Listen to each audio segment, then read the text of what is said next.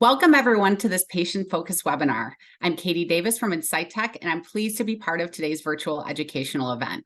Please be patient as we take a few minutes to allow everyone to get signed on. The presentation will begin shortly.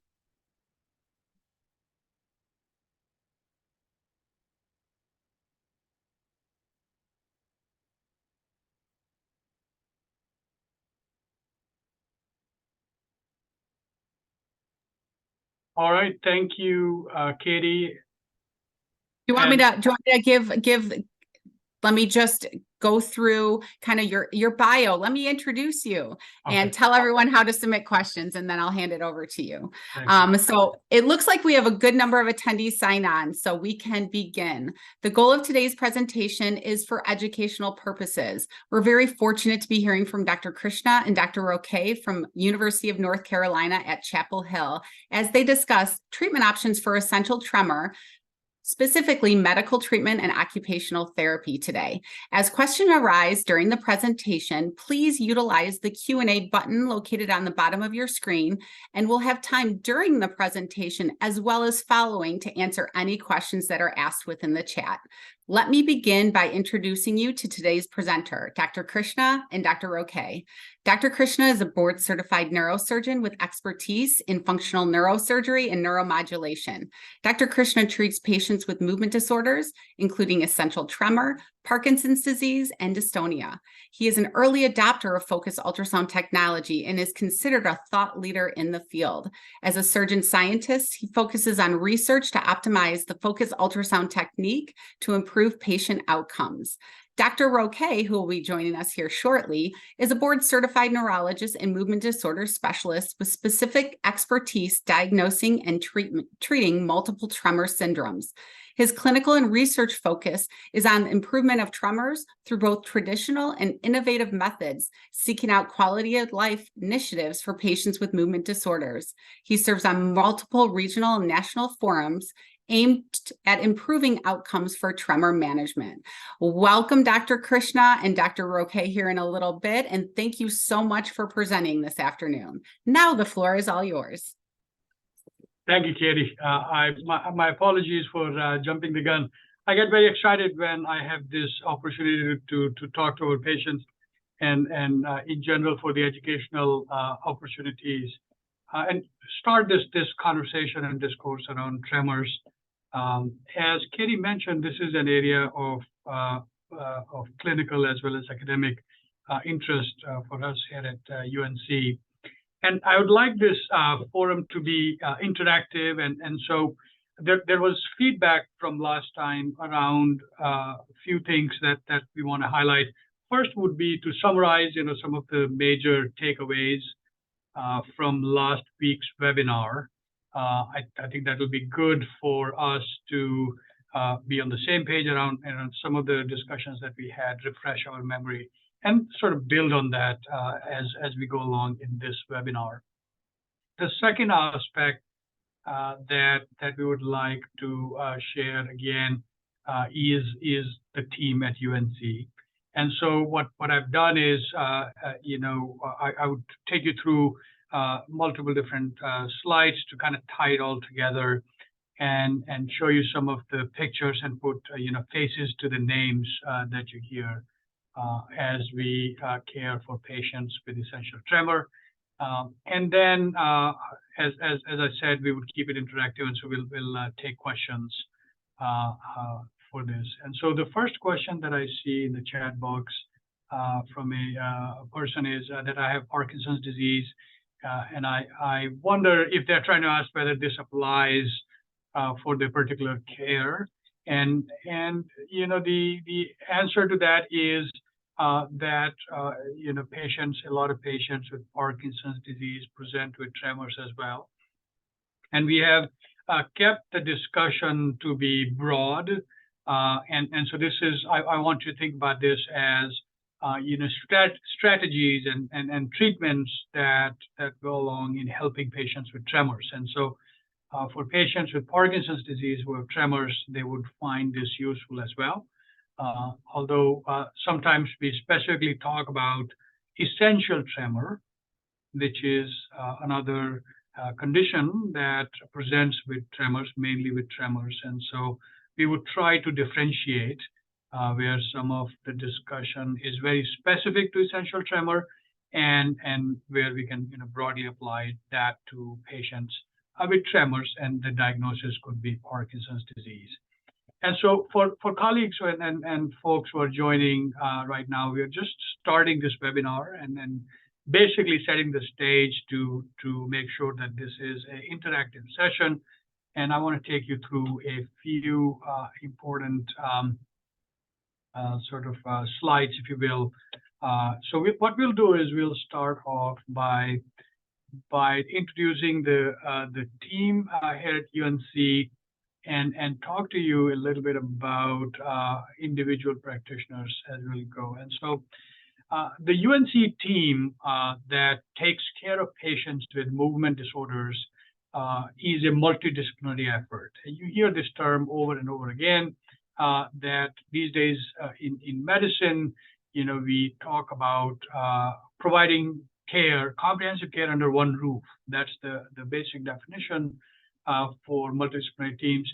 And historically, the treatment of movement disorders and surgical treatment, especially for movement disorders, has been a multidisciplinary effort in these specialties: neurology, for diagnosing the condition, for treating the condition with medications, and making sure that the medical treatment for patients is optimized. Certainly in neurosurgery, to again, confirm the diagnosis, and then determine with neurology colleagues when and if the need for surgery has started. And so again, neurology, neurosurgery working together. And then we have colleagues from neuropsychology who support us in this endeavor, where sometimes we need help in terms of understanding what's the psychology reserve, if you will, we have for a patient as we take them through the surgical treatment. And so understanding if there are any difficulties with memory, thinking, judgment, and whether these could worsen during surgery or after surgery. And so very critical role that our psychology colleagues play in this multidisciplinary assessment. At UNC, we also have a surgery coordinator, Kelsey Workman, who helps us organize all the patients' care activities as we take patients through the surgical experience. And a lot of our patients hear from Kelsey. And so this is intentionally done with a goal that you hear from the same person over and over again about where you are in your journey for the treatment of these tremor conditions. Then we have a surgery scheduler. Her name is Carly Valdez. And so Carly helps you around the time when we have identified the need for having surgery. And Carly is really good at figuring out when and how in the operating room we can get you in to get these treatments done in a timely fashion. And so you hear from her. And Carly also helps us with the insurance pre-authorization process. And so as you all know that, once we establish the need for having surgery done, then we run it through the insurance pre-authorization process before we embark on the surgery. And so you would hear from Carly around that. Dr. Oke and his team at the neurology clinic is also very focused on providing education. And so we have Wes in the neurology clinic who helps with the educational activities. So when patients come to the clinic and want to hear more about what these surgical interventions involve, what does DBS involve, what are some of the visits looking like, what are some of the pre-op activities, what are some of the post-op activities. And so Wes has been tremendous in helping us educate patients, answer all the questions. And so that's the team. And besides this team, you also see our colleagues in therapy. So they are a critical part of this undertaking. When I say therapy, both physical therapy and occupational therapy colleagues who helps us. And so Melissa is dedicated to assessment and education and treatment of patients with tremors. And more recently, we've been lucky to have organized this effort in an interdisciplinary tremor clinic that we hold once a month. And in this tremor clinic, you will see, Dr. Okay, myself and colleagues from therapy, education coordinator, and if the need be, even surgical education and coordinator folks as well. And the idea is for patients to come in a single visit to see all the specialists they need to see. And we also have members there who can answer your specific questions. How does the hardware look like? Or, if I were to go through focused ultrasound, do I get head shave? Or, can I go home the same day? So all those questions are answered in a single visit. And so very useful activity that we find, and patients have been very generous in giving us great feedback. And we continue to polish this service and make it a clinic that patients find useful, and then from our standpoint is very satisfying when you take patients through the journey in a single appointment. Now, so Dr. Krishna, we have a question in the Q&A, and I'll ask that in a second, but I just kind of want to interject here and have you explain, because it sounds like, and I know this from our last webinar, this interdisciplinary tremor clinic with a multitude of specialists would be something that I would think would be a long wait to get in, to coordinate yours, Dr. Roque, therapy schedule. For these people listening, how long is a wait to get into something like that with you guys currently that is done once a month? And do you have to go that route in order to be evaluated for focused ultrasound or deep brain stimulation? This is a great question, Katie, and I'll start off by saying that this is a first of its kind effort. The way I know the field probably in the country, where we wanted to bring together all these specialists so that this becomes a part of our schedules. And so once a month, our schedules are blocked for this kind of a clinic. And as you start a clinic like this, our goal was to assess, evaluate, and help treat patients who are referred because they had a diagnosis of tremor, or someone wanted us to clarify the diagnosis of tremor, or the patient was interested in hearing about multiple treatment options and really wanted to have the educational experience before they decide about the treatment. And so in the beginning, this is the step one, or the first step that we have taken towards assessing, patients in this multidisciplinary clinic. And you'll be surprised that currently the wait is, I think, about 1 to 2 months to get into this clinic. But then the second point is critical, what Katie had mentioned. And the second point is, do I have to go through all the interdisciplinary tremor clinic to get evaluated for either DBS or focused ultrasound at UNC? And the answer is no. The answer is that we are seeing patients every day, and intentionally we have tried several steps within our system to make sure that access is not limited, that patients are not having to wait too long to hear about these treatment options. And so both Dr. Roque and myself have freed up our schedule, and we both trust each other in our workflows where, patients coming in, if I have an opening, I see the patient first. And I get to hear your side of the story, understand, what some of the factors that you're considering, and then you go and see Dr. Roque afterwards.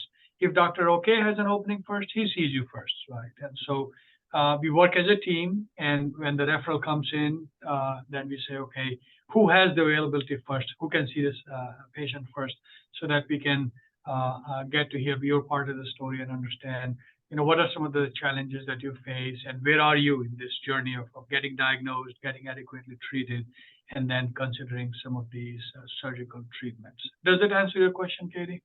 I think that's great. And selfishly, I knew the answer to this question, but I know that people on would probably want to hear it as well. And so we have a question that already came in, and I think it's a great one. And I think we should answer it for both PD and ET, but it reads, how would a Parkinson's patient know when they've reached the qualifications from being non-surgical and into the realm of surgical treatment? So what is that path? What does that road look like? When can a patient know that they're ready to start talking interventions and stuff like that? Well, that's a great question, and certainly, I could provide an answer to give you sort of the broad outlines of what it looks like, right? But please know that the answer to this is very personalized and is very patient specific. In general, what we say is that once your symptoms, and we are talking about tremor here, so once your tremor comes to a point that it interferes in your daily activities to the point that you're not able to do things that you like doing, not able to participate in things that you participate, then it becomes a time point where you take a step back and say, okay, where am I in this journey? What medicines I have tried, and how much of interference this is, right? And so if you think about the basic activities, eating, drinking, eating, say, soup with a spoon, use of knife and fork to cut your meat, right? Then you go into aspects, if someone is interested in using the keyboard and the mouse, how much of an interference that is. Then, we go into activities which are even more fundamental, so brushing your teeth, for example, right? Or for men, shaving, or for our women patients, putting on jewelry or putting on makeup. How much of an interference then this becomes in your daily activities. That's when you start to think about whether you are medically optimized. Are there any more medicines, or the dose can be increased, or it can be made more frequent. And if you have gone through, if you're facing these difficulties, and if you've gone through the medical assessment, then it's time to talk about surgical interventions. And some of the activities that I listed, this is not a comprehensive list. Katie, both you and I know, there are other aspects of life. For example, hobbies, right? So I have patients who enjoy playing golf, and it becomes difficult, playing golf with this. There are other patients who do woodworking, and so then you need both your hands and be able to, do activities around those.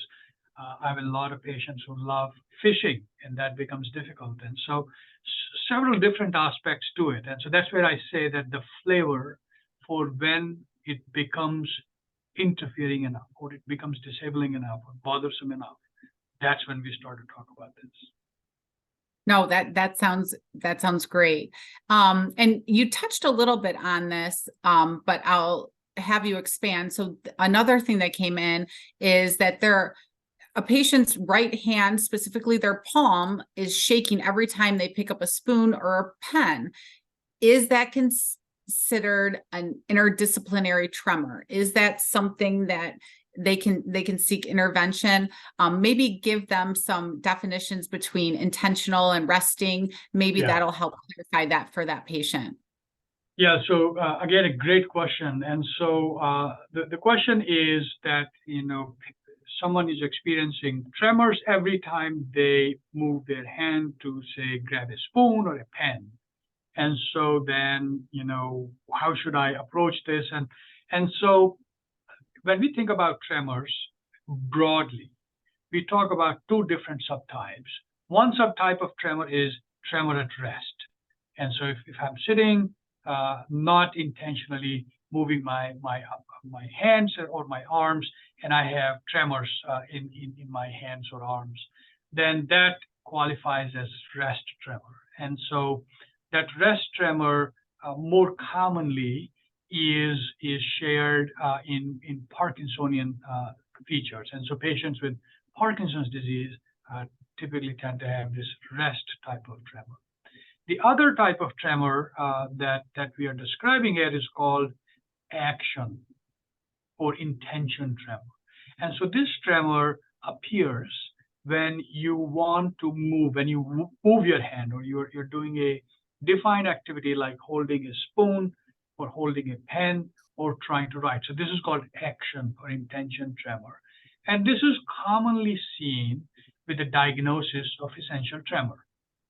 And so we talked about two main types, rest tremor and then action intention tremor. Rest tremor more commonly with patients with Parkinson's, while action and intention tremor more commonly in patients with essential tremor. And the reason why we differentiate these two types of tremors is because the treatment of these two tremor types is different. And so, as you know, for Parkinson's disease, the medications that we use are more like Sinemet or levodopa kind of medicines, while for patients with essential tremor, we use medicines like propranolol or primidone to help with their tremors.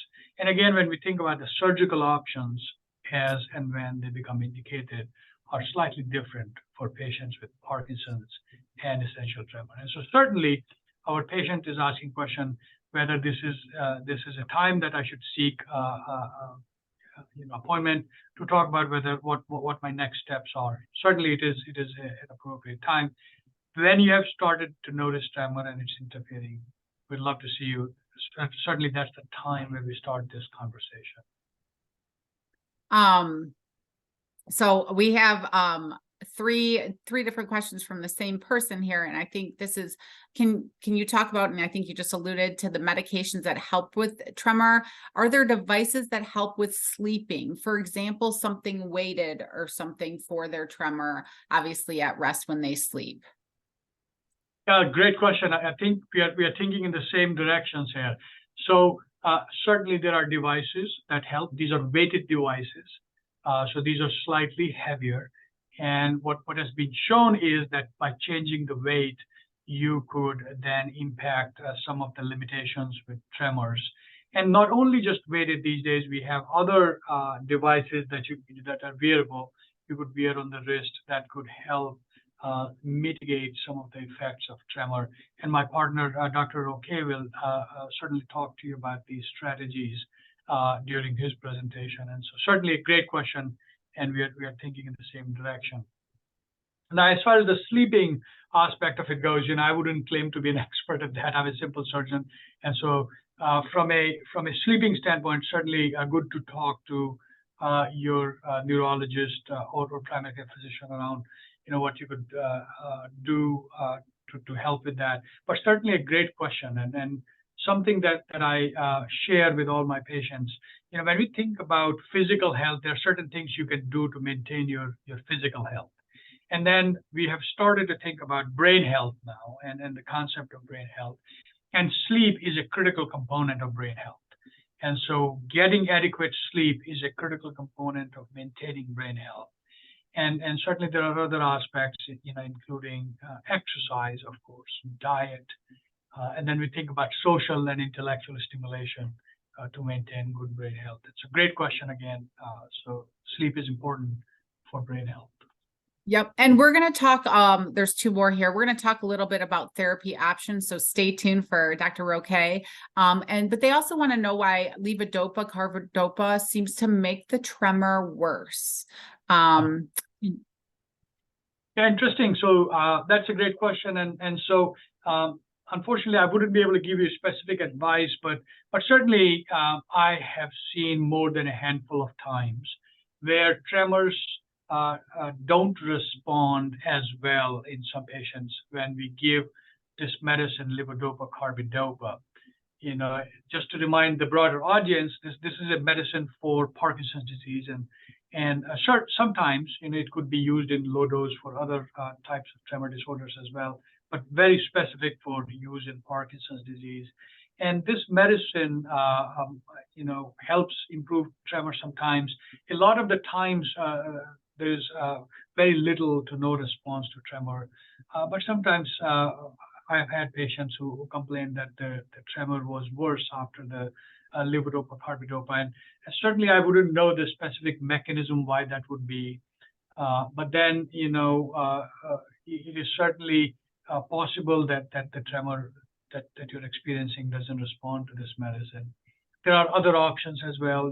Certainly amantadine has been tried to help in scenarios like that. And so, again, this would be a great point to highlight and bring up when you meet with your movement disorder neurologist the next time, and talk to them in detail about, what other, either therapy, medication, or surgical options that can be brought about to help you with the tremor symptoms.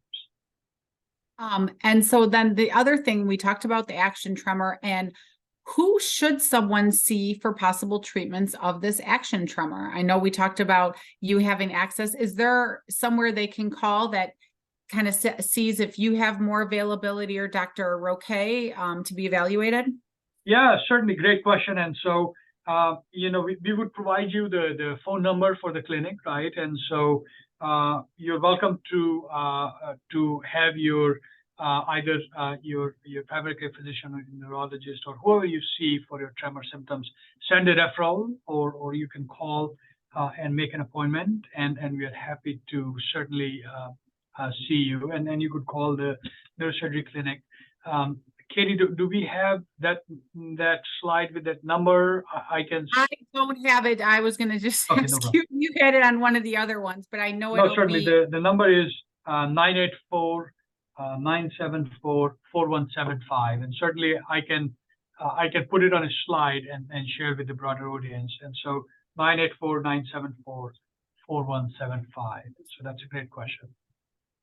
And so, this is a patient that gives a little history. They're an ET patients. They have all the symptoms that you just went through, especially in their dominant primary hand, which this person has to be a left-handed person. So go lefties. And they want to know what the success rate is in general when we're talking about focused ultrasound. So in general, for the focused ultrasound, the way we think about it is, it's a staged operation, right? And so you do first stage of the operation to treat the dominant hand most commonly. And then you wait 9 to 12 months, and then you treat the other side, the non-dominant side. And so we call this staged bilateral treatment. And so you treat both sides with focused ultrasound, and we're excited that this is FDA approved now. And the success rate that we quote is 60 to 70% improvement in the tremor on the treated side. And so the improvement in tremor after focused ultrasound is 60 to 70% on the treated side. Now, I know I'm going to put you on the spot here, because sometimes when people are looking at that long-term data, and I know we just released, we stable around that high 70% tremor relief, right? Explain how that isn't the number of people that have gotten relief. That's the average reported relief they've sustained. So how often, you've been doing this a long time in multiple states, how often have you seen or heard from colleagues around that it just didn't work at all? Yeah, that's a great question. And so certainly, as Katie mentioned, the number that we quote 60 to 70% is an average, right? And so if you were to take 100 patients and look at their before and after tremor after focused ultrasound, and then the trials were done with a 3-month mark and then 1 year.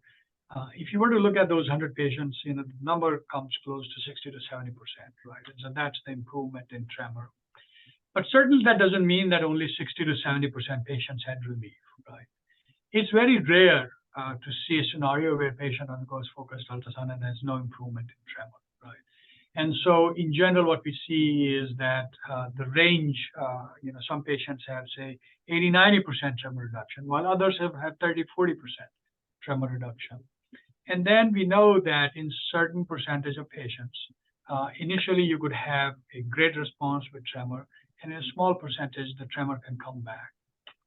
And that happens again in two types of patterns. One pattern is where the patients experience a return of tremor within a 3-month time period after treatment, and that has more to do with the technique of the surgery, right? And so when you make the ablation, is the volume of ablation enough? Is this sufficient, or the extent of ablation, is that sufficient extent of ablation? So that's one aspect that we think about return of tremor. then as we know that tremor can be progressive as well. It kind of slowly gets worse, and so there is a small percentage of patients who over time can experience return of their tremor symptoms. And so that's the other cohort where patient would say that the tremor came back.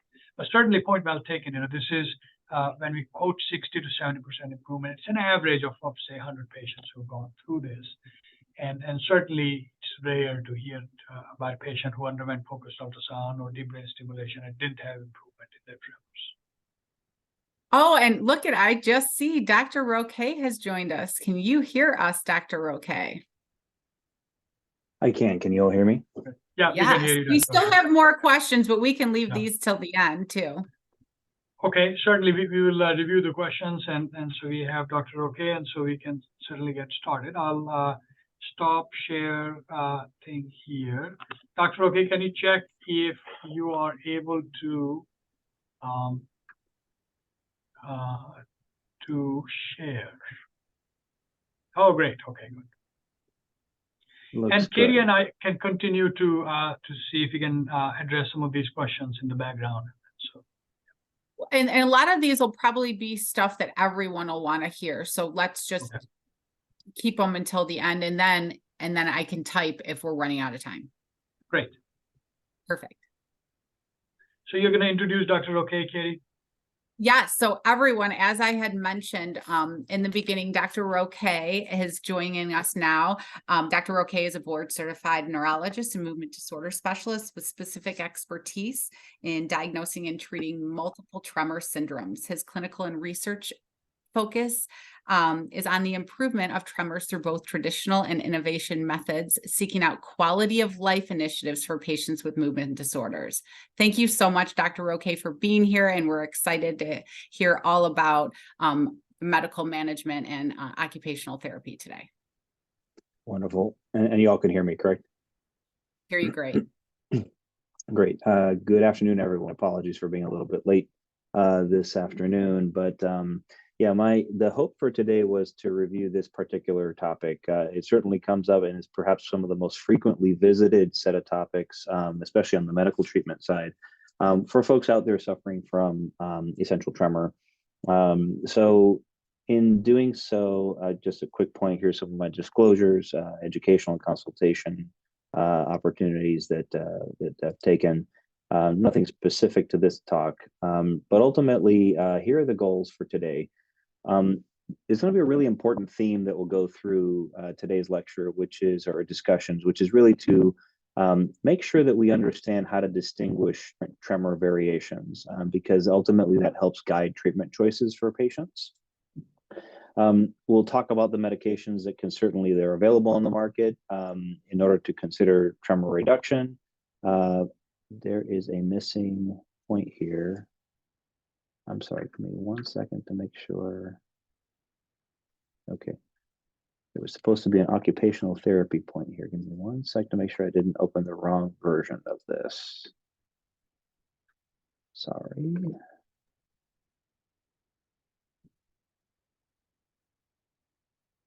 Yes, this is not quite the right version.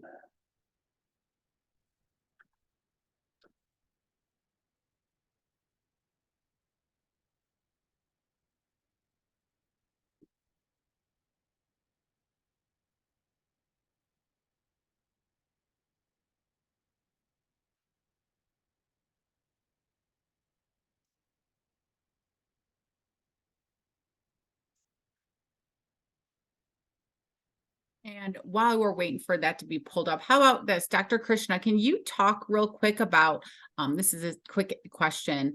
Does the VA cover the cost of treatment for essential tremor, and how would a vet go about getting that referral? No, that's a great question. And so certainly I've treated a few patients from the VA with this, and with focused ultrasound as well as DBS. And like any other insurance provider, we go through the pre-authorization process and obtain the approval through that. And so certainly it will be a collaboration between yourself, us, and your VA provider. And so we will be able to get you through this.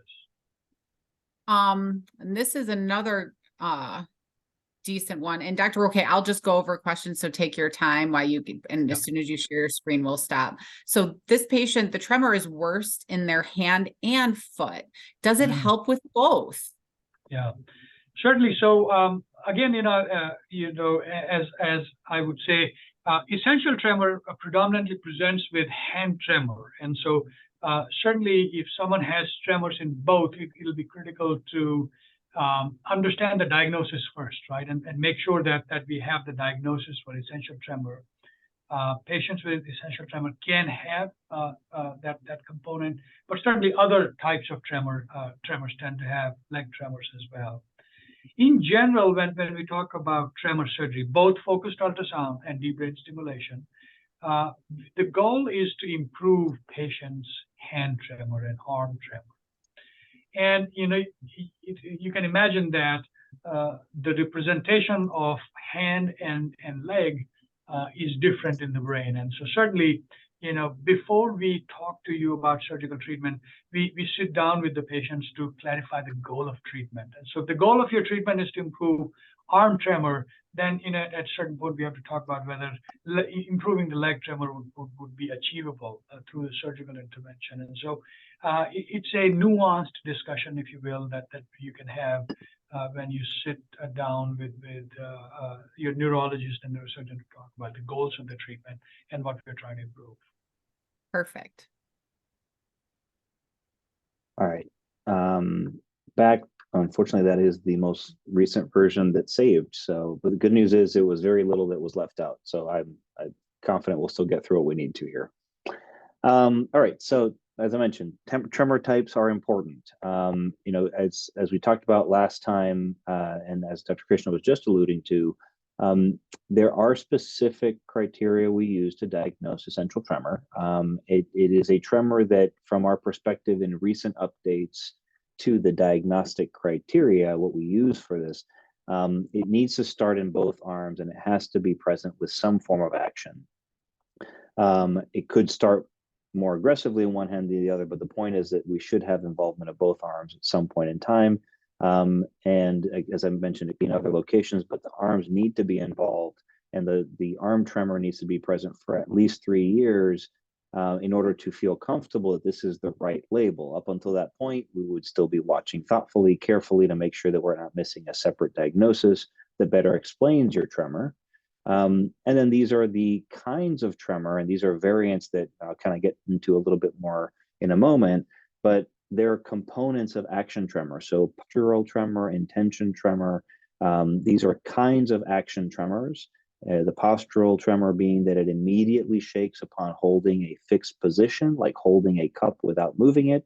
Intention, bringing that cup to your mouth in order to drink from it. That would be you're trying to reach a target with your limb, with your arm, with your leg, and that would be an intention tremor inherently. And you have a few examples listed here of what each of those looks like.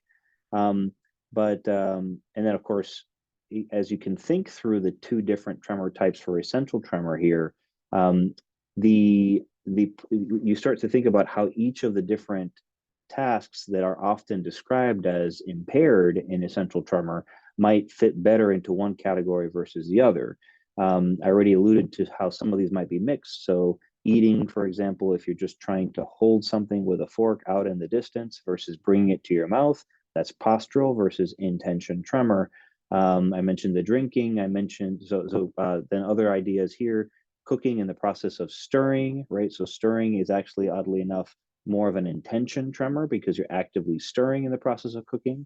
If you're just trying to slightly pour, so like if you're trying to shake, use a salt shaker and place it over an item, in truth, you are far from that location.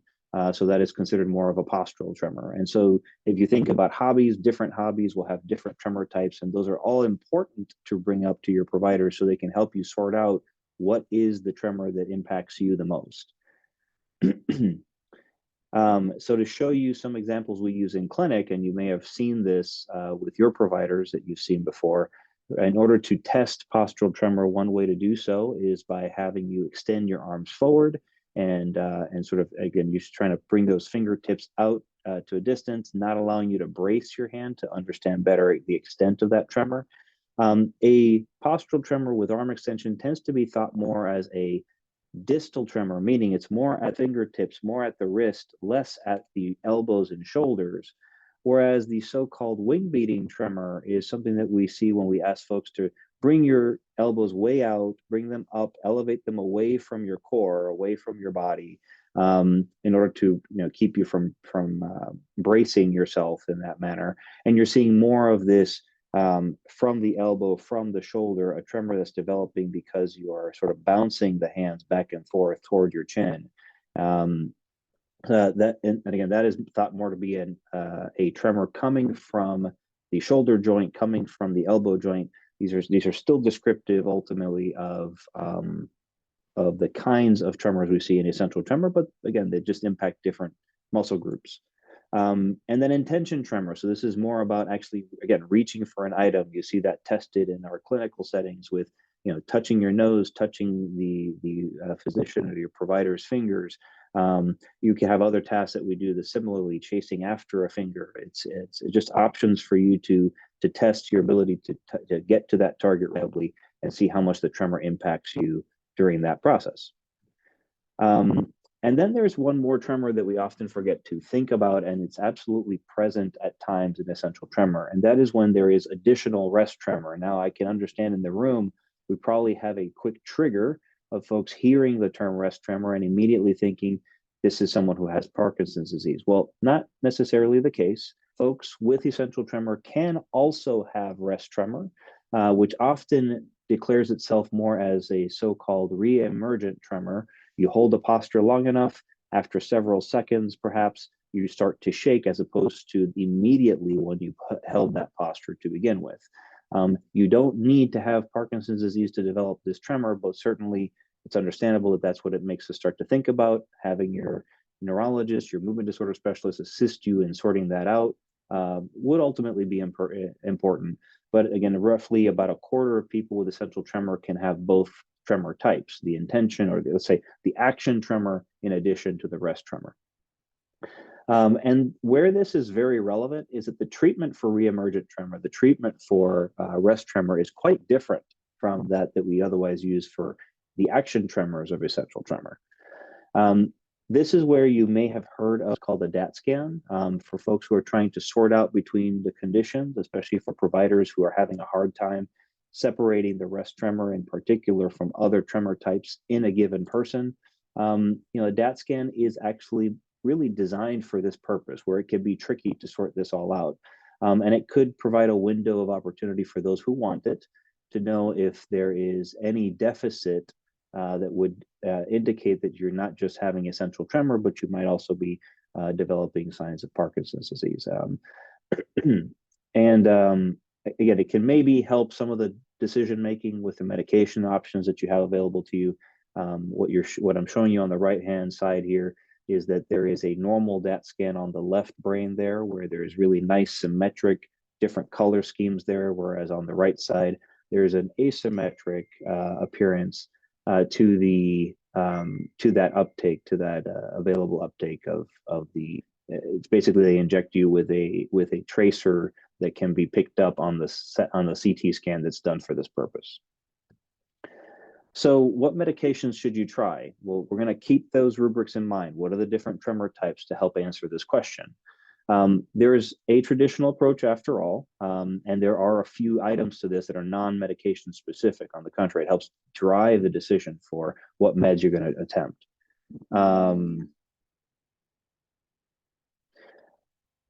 So ultimately, all medications that we have available to us are trying to symptomatically treat the tremor, meaning they're just trying to reduce tremor. We don't, unfortunately, have a true cure for these tremors, but we have ways of reducing the impact through the medications potentially.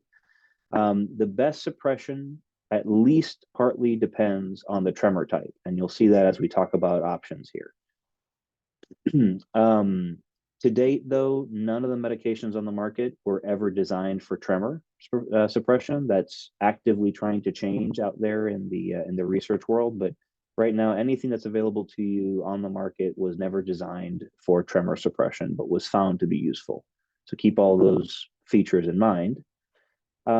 there's a fork in the road that we often find when someone has never tried any medications for the essential tremor. That fork in the road involves the use of one of two medications, propranolol or primidone.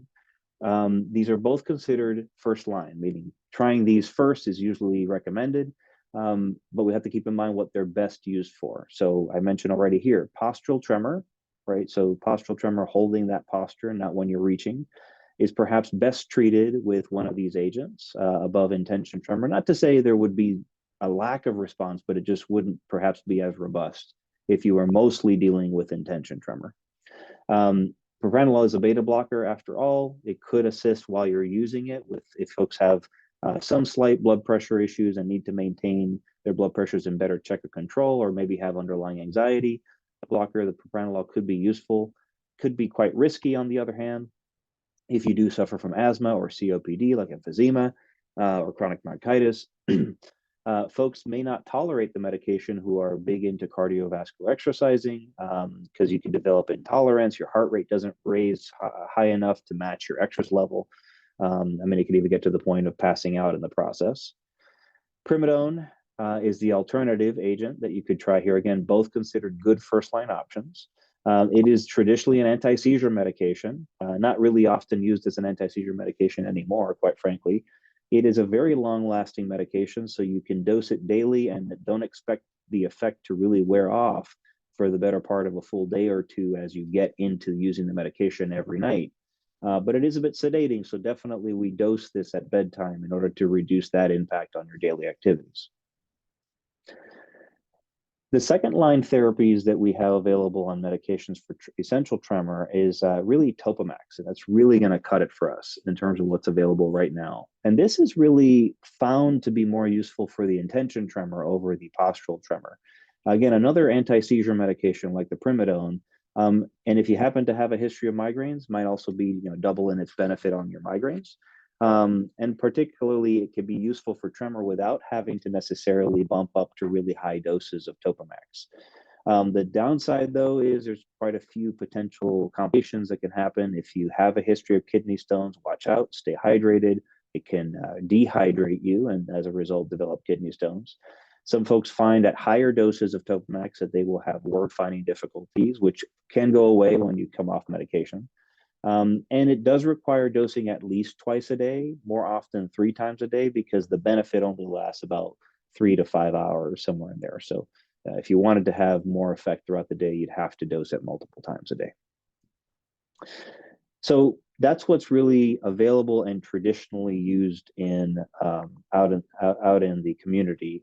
There are some advanced available options, and really this is going to come in the form of what we refer to as focal neurotoxin therapy.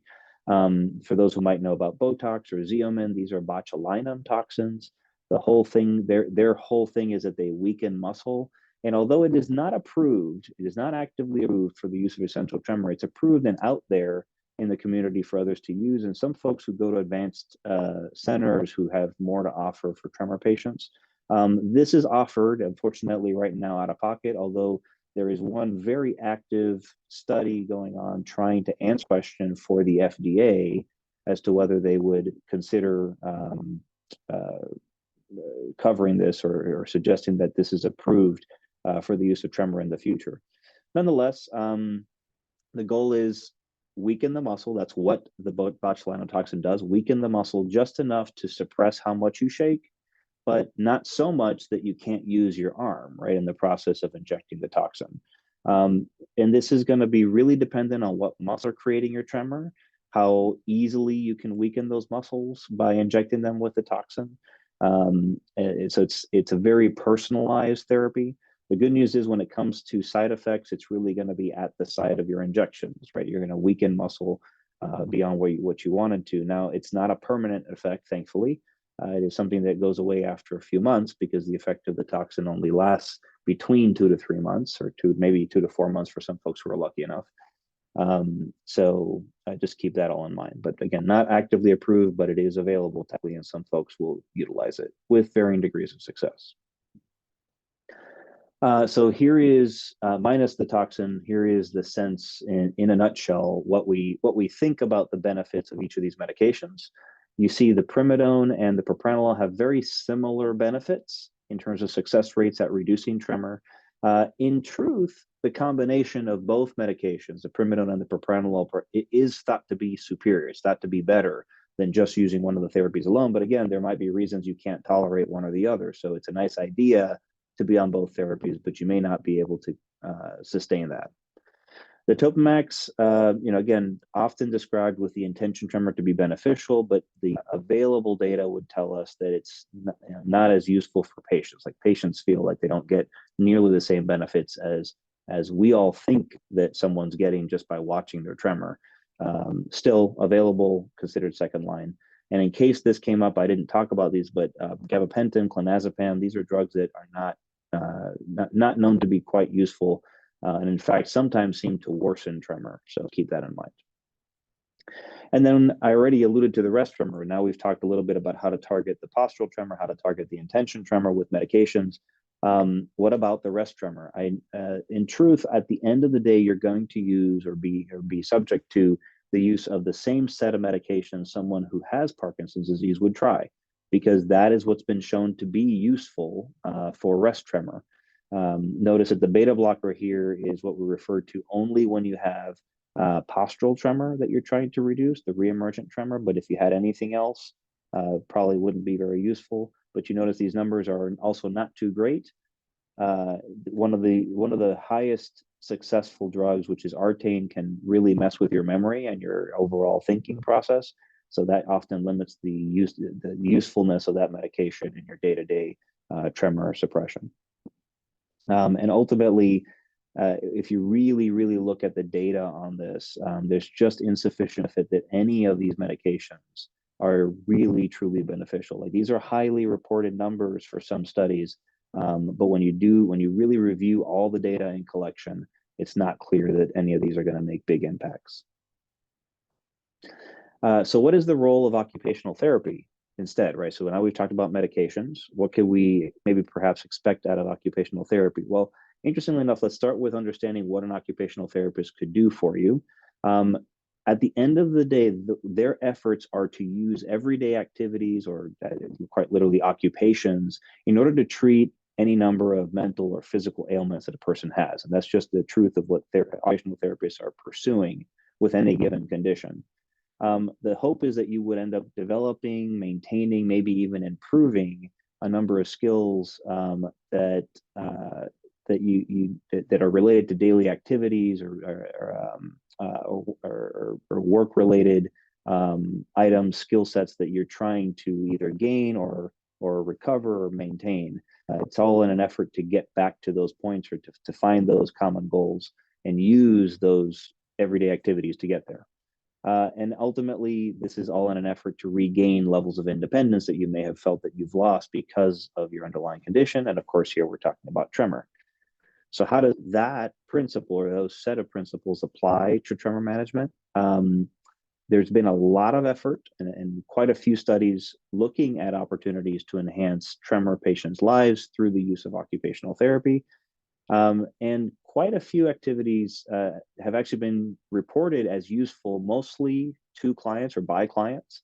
But there are a few principles that stand out predominantly. And knowing the tremor type is going to be most important to targeting your occupational therapy, because not all kinds of occupational therapy for different tremors were created equally, and in fact shouldn't be. Again, based on what the tremor is intruding upon in your life. So the first principle of two that are pretty major principles for occupational therapy is going to be weight-based therapy.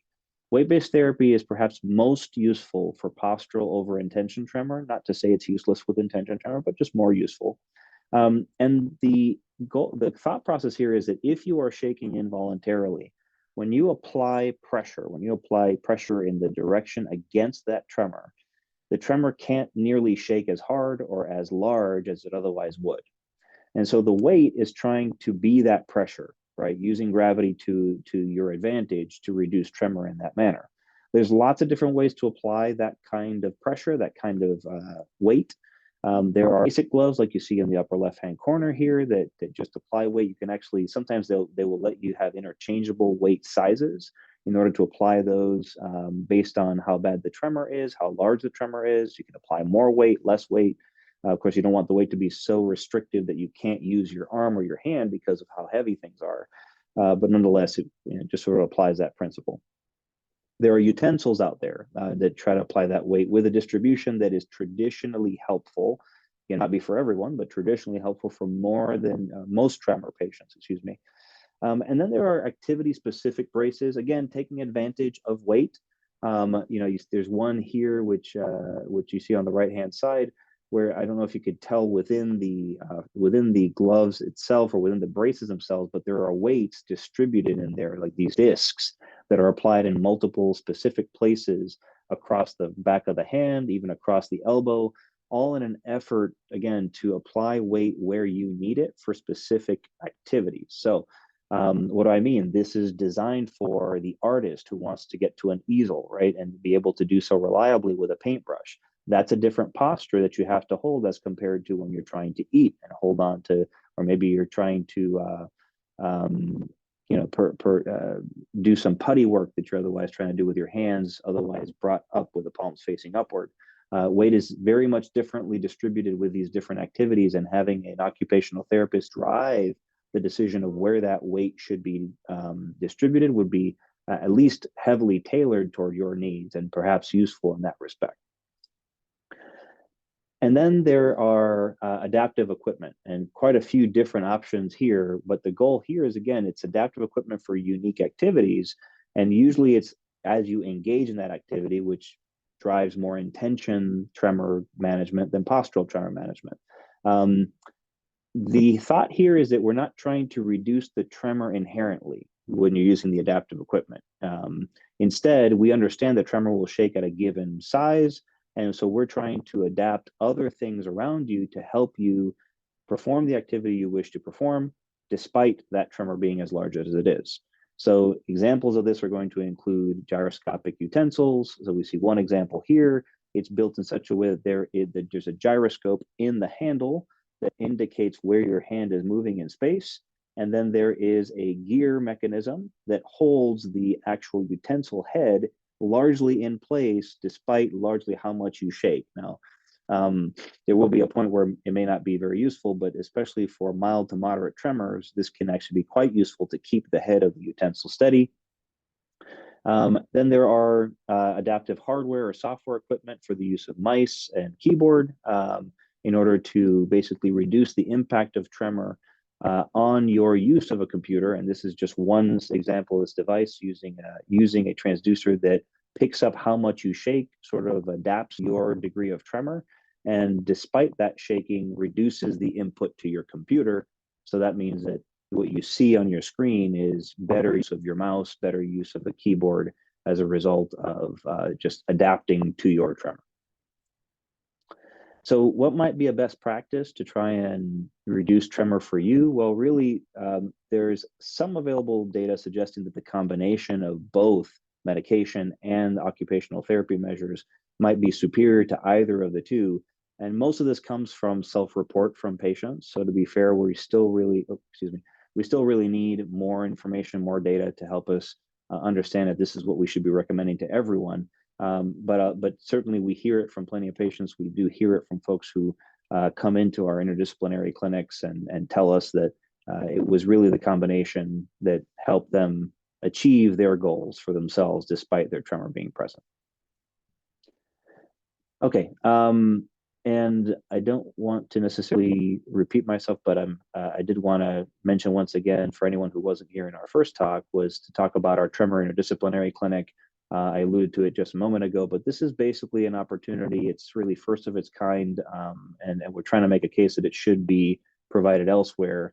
It's a goal of meeting with multiple tremor subspecialists. This includes myself, Dr. Krishna, a tremor specialized occupational therapist, Melissa Collins, and a number of team members who are involved in nurse education, biometric data analysis with one of our biomedical engineers, and really allows you all to discover if you might qualify for any research opportunities that we have available.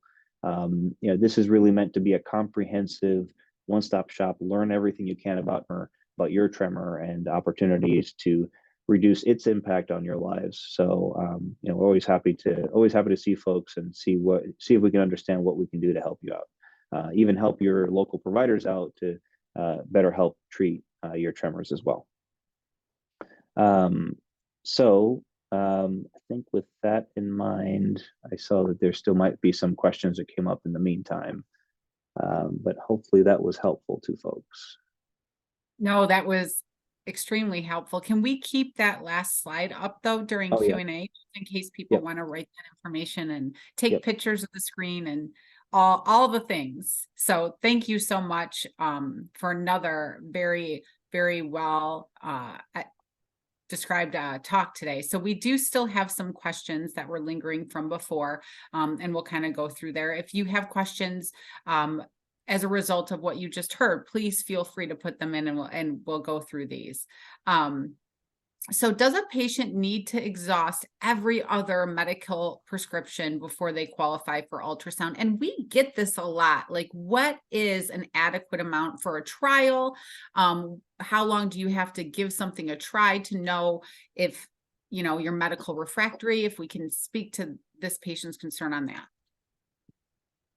I can take that. So the short answer is often it is on a lot of personal, meaning you as the individual, a lot of personal factors. There may be very good reasons why you can't try a set of medications, so you wouldn't be able to fill them to begin with. There's a safety concern, or you've really have exhausted everything, and there's a spectrum in between. A factor that's not in the individual person is your insurance. And your insurance likes to sometimes put specific rubrics on what qualifies you for school options. You know, you have to have failed 1 or 2 or 3 medications. So sometimes you have to know that about your own carrier. And we certainly do. We try to keep track of that because it comes up. So it's quite personalized to the person with tremor, but also there's that factor that has to do with coverage of the procedure at the end of the day. No, that's a perfect explanation. So this little bit of backstory, I don't know how much we need to know, but this person is talking on behalf of her husband who has vascular dementia and was on Seroquel for about 3 years, but has been discontinued as of late April of this year, 2023. Right hand has a more severe tremor than his left, and he has some tremors when he's asleep.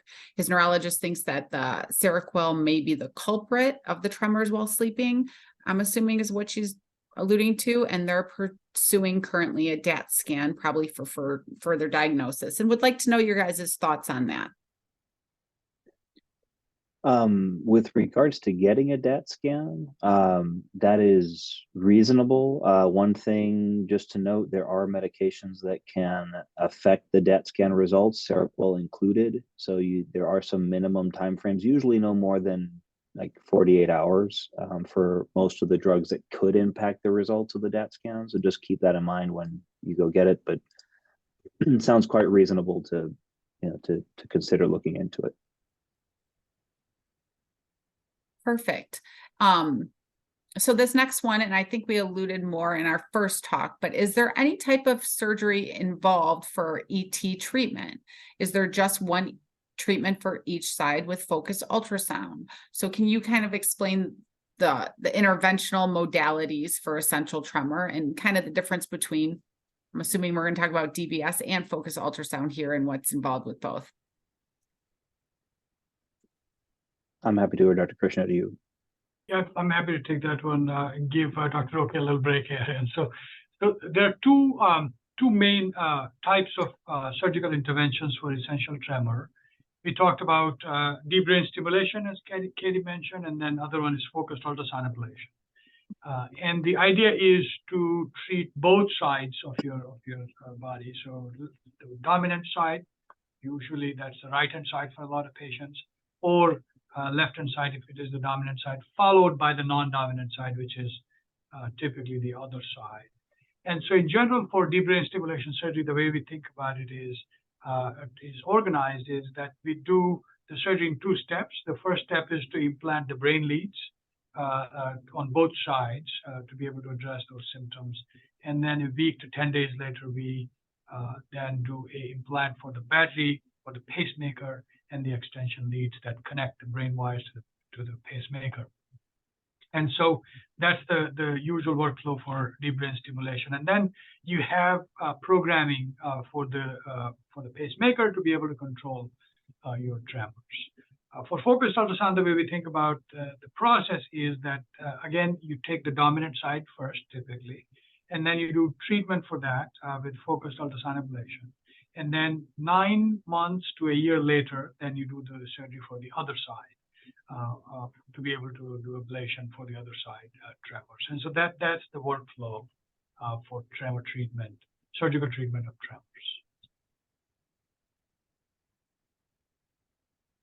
Okay, awesome. So this next question, the patient has tremor in their left-handed leg and they have been diagnosed with Parkinson's. They want to know what they need to know to get ultrasound. And I think this might be a good thing, even though they didn't say it, but to kind of talk about Parkinson's when it is involved with tremor dominant or also presenting with tremor, that kind of thing for this patient on their journey.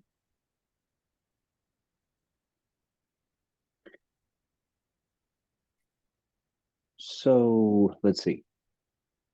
So the best way to look at this is to kind of like we already alluded to in a couple of answers to questions here. We want to understand what your goals ultimately are of performing a procedure. This always comes up regardless of what surgical procedure you're talking about. We want to understand what goals are. And it may sound like it's as simple as, well, I want my tremor to go away, or I want my tremor to be reduced. But the truth is, there are probably some functional goals that you want to maintain, that you want to sustain, that are much more specific than just making tremor better. And we want to hear that. We want to hear that so that we understand. We don't just want to assume that, like, hey, you're interested, we're going to sign you up. We want to understand, can we, based on what is really ailing you about your tremor, can we get there? Can we achieve that with focused ultrasound? Can we achieve that with deep brain stimulation surgery? Or is that a better suit for a medication combination with, occupational therapy? Again, combinations of things like, right? In fact, I'll be honest with you, most of the time when we complete these procedures, we're still using medication to help take some of the edge off of that tremor that sticks around. Reason being, because that's what it is. It is the edge of additional tremor that we couldn't quite remove, or we couldn't make better with these procedures, because these are not cures. We didn't cure the underlying process. We're as far as we know, as far as we understand it, we are a little bit downstream from the origin of where these tremors are coming from, trying to make those better with these surgeries. So I'm hoping that helps. But the long and the short is, so maybe to get more specific about how you get evaluated is come see us in clinic, come ask for a referral, come, we're happy to sort through. I mean, I spend so much of my time, as Dr. Krishnan knows, sitting and trying to sort out these tremor types, make sure that we've nailed it right, so that we can tell you what your best chances are going to look like with the available options to your management. Dr. Krishnan is raising his hand. Is it? Yeah. I just want to emphasize what Dr. Roque just said. Our goal is to be able to get you to a place where you're able to do things that you enjoy doing, right? And activities where you're having difficulty in, right? And so certainly if you were to come and say, I'm having a hard time, eating and drinking, and my main goal is to improve that using my dominant hand, the discussion for that is slightly different. But if there is a patient who comes in and say that, I really thought about doing woodworking, say, for example, which involves both my hands, and I need control for both my hand tremors, that's a separate conversation, right?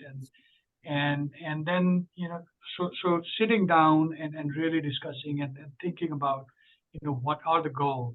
And then, let's go on a journey and try to figure out what matches best to that activity in terms of the treatment. Great point there, Dr. Roque. So, I feel like I hear this a lot. So this person was diagnosed with Parkinson's less than 3 months ago, and there is so much emphasize, I don't know. Are the tremors at rest and intentional tremors both considered types of Parkinson's disease, even though they might not be taking the same medication to be treated? Yes, the short answer is in Parkinson's, there's rest tremor, there's reemergent tremor. Assuming there's no additional essential tremor, because you're allowed to have both conditions, there can be an intention tremor that actually looks quite different and is usually very small. It could still be very irritating though, but it's very small by comparison to the intention tremor that folks that is with essential tremor tend to have. But it's absolutely it is the action tremor that can exist in Parkinson's effectively. Okay, so how does someone purchase the weights, especially for aid in sleeping that you're talking about, Dr. Roque? For aid with sleeping. So I'm assuming. Oh, I think this was from earlier conversation. I know we talked about weighted silverware in your thing. So this person talked about having issue while sleeping because of the tremor, and if there was any sort of device like something weighted that could help, and where could they go to get that kind of aid to kind of help and see if some kind of weights would help while they're sleeping? So it certainly is feasible that could work. I have not found, if it's only at sleep where you're having, meaning it's just the tremor is literally keeping you up at night. If there's any similar intervention that I've found useful, and it's very selective, I will say it's more often for rest tremor. It could be for head tremor for folks with ET. I'll get to that in a second. So if what you have is it's really rest tremor at night, keeping you from going to sleep, the one thing that has been at least occasionally useful are weighted blankets. And you could get weighted blankets in different places out on the market. I mean, I think I saw some sold by Pottery Barn the other day. I have no stock whatsoever in anybody here, but the point being, Sure, Amazon. I'm sure you can get them on Amazon too. You can get everything on Amazon. Yeah, it wouldn't be hard. You search for weighted blankets out there, you'll find something. I would say that for rest tremor, if it's going to be useful for rest tremor, you're going to need something quite a bit heavier though, than maybe something mild, but like just something that's like for anxieties or whatnot. You might want something a bit heavier, but still could be useful there. As I mentioned, a little different for head tremor. And I want to distinguish head tremor from jaw tremor. Jaw tremor, I haven't found a good answer for that when you're kind of getting a shattering of the teeth and whatnot. I haven't found a good weight-based solution for that. But if it's your head shaking back and forth, often it's because your head is not properly resting on the pillow. So trying to raise your head even higher, which again may not be the most comfortable thing, but you may have to get used to this, but it's the idea that you really want to have really good head and neck support. Otherwise, the neck muscles can't relax as you're laying back. And so that's where you start firing those muscles. Super interesting. How does someone know if they're tremor dominant? So that is a Parkinson's disease. for Parkinson's, Yeah. right? Yeah. That is a label we use to try our best in clinic to distinguish folks, but there's no pure answer to that. The best answers that we use, again, just for our purposes, is to note that someone had tremor early on and really hasn't developed, significant alternative symptoms from Parkinson's. The tremor continues to be the most predominant feature of the condition for many years to come. It's also associated with a very long, prolonged course of disease for decades, as opposed to, maybe within 10 years of feeling like there's significant disability. Not to say the tremor isn't disabling, and it inherently often doesn't respond to medication. But it's a very clinical designation that we don't have better rubrics than the very, I'm going to say, loose ones we use to define it in clinic for ourselves. I think what's more important for a person who has tremor is making sure we get the tremor right. Like, what is the tremor? What's causing it? Worrying less about the label in that scenario. If it's Parkinson's, it's Parkinson's. And then maybe use your historical information about your symptoms to help you and your provider sort out expectations, right? Like maybe try to, we don't really have crystal balls in medicine, but as best as we can get there, try to understand where we think you might be in terms of symptoms in 5 years, 10 years, 20 years. Okay, great. And just two more questions. And thank you for everyone staying on with us. And thank you, Dr. Roque and Dr. Krishna, for your time. Can you briefly describe the ablation points and where they're located in the focus ultrasound procedure? That's a great question. And so if I understand this correctly, the ask is, how do you locate where to ablate in the brain during the focused ultrasound and DBS procedures? And there are different ways to do that. And traditionally we had relied on MRI scans and looking at the anatomy, internal anatomy, and localize these points. And then over time we have started to use some advanced imaging techniques. We call these DTI or tractography to look at these different areas.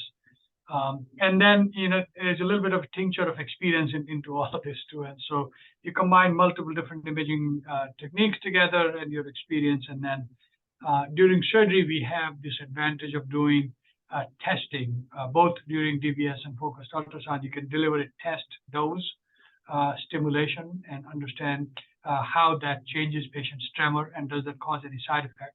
And once you have a sense of how the tremor changes, and if patients are not having side effects, then you make that ablation permanent or implant the surgical lead in DBS procedure. And so that's how we arrive at the final location. Awesome. Okay, so this person, and I forget what question they had asked earlier, so they're agreeing, yes, definitely. They have tremor only in their left hand. They're wondering if they qualify for non-invasive treatments. They do not have Parkinson's, so it's ET. Tried medication, and it knocked her out. It knocked this patient out. So an adverse event, very tired, lethargic, have not done anything since, but can no longer write and unable to do tasks that require a still hand. What would you guys say?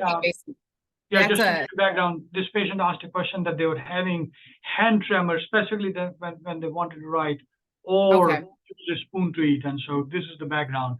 And clearly, their movement disorder neurologist has ruled out that they have Parkinson's disease. And the question they're asking is, what should my next step be?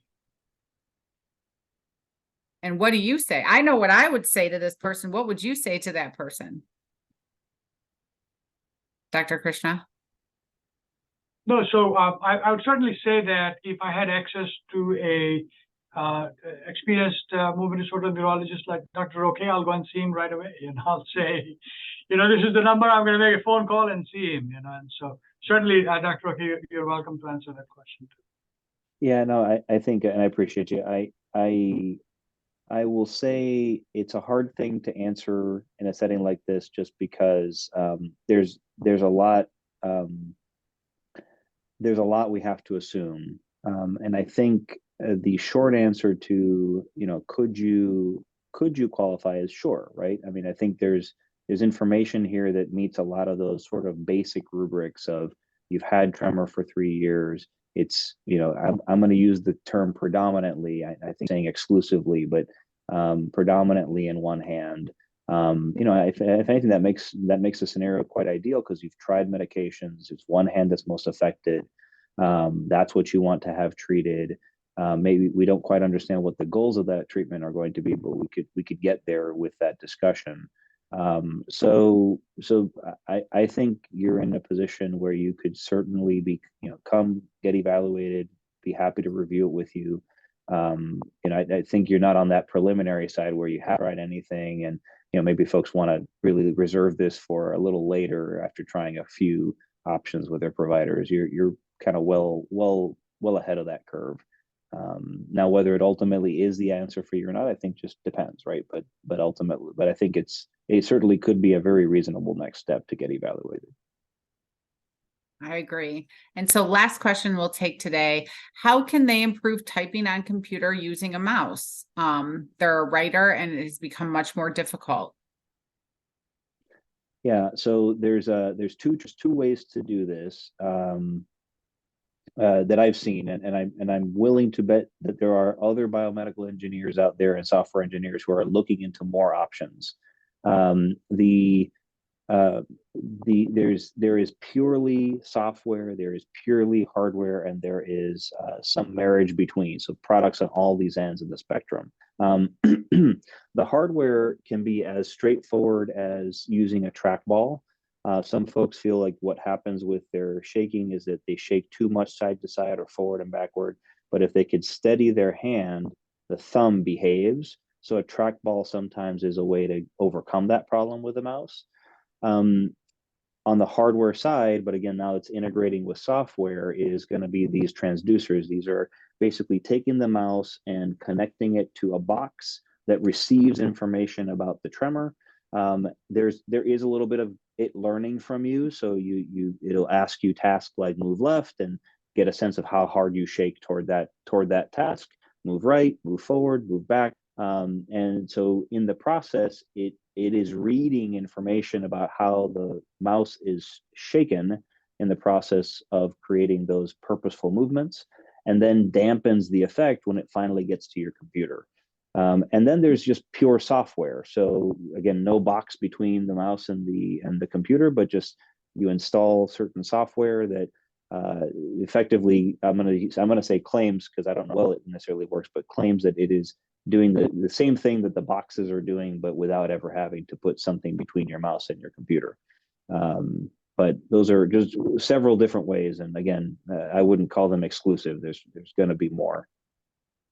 And certainly these days, some of the patients report back that their voice recognition software have gotten better and allow you to type with higher accuracy than what we are used to traditionally with the dictation software. That has helped some of the patients who are writers, and the key goal was to write.